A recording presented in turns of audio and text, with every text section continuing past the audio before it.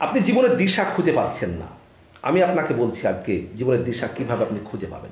আপনি জীবনে হয়তো চাকরি পেয়েছেন, অর্থ হয়েছে, আপনার সম্পদ হয়েছে, ক্ষমতা হয়েছে, বা একজন সাধারণ মানুষ, কিন্তু দিশা পাচ্ছেন না।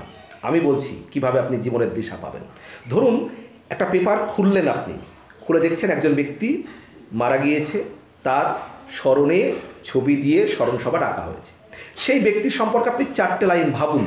ধরুন আপনার পরিচিত ব্যক্তি, সেই 4টে লাইন কী আসছে?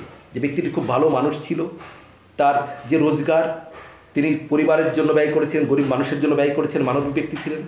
বা এই ব্যক্তি একজন ঠকবাজ ছিলেন, প্রতারক ছিলেন, এই ব্যক্তি অনেক মানুষকে কষ্ট দিয়েছেন, এই মানুষটি অনেক মানুষকে প্রবঞ্চনা করেছেন, এই মানুষটি দুর্নীতির সঙ্গে যুক্ত ছিলেন। কী লেখা হবে আপনার সম্পর্কে? 4টে লাইন আপনি ঠিক করুন যে মানবিক ব্যক্তি, সৎ ব্যক্তি, মানুষের জন্য কাজ করেছেন, অনেক মানুষের মুখে হাসি ফুটিয়েছেন। 4টে লাইন।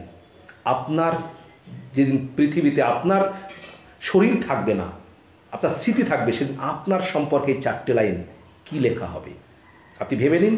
তাহলেই আপনি আপনার জীবনের সঠিক দিশা পেয়ে যাবেন। যে আপনি যেদিন পৃথিবীতে থাকবেন না, মানুষ 4টে লাইন আপনার সম্পর্কে ভাববে। সেই 4টে লাইন কী ভাববে? দুর্নীতিগ্রস্ত, অসৎ, মানুষকে কষ্ট দিয়েছেন, না মানবিক, মানুষের মুখে হাসি ফুটিয়েছেন? কোনটা?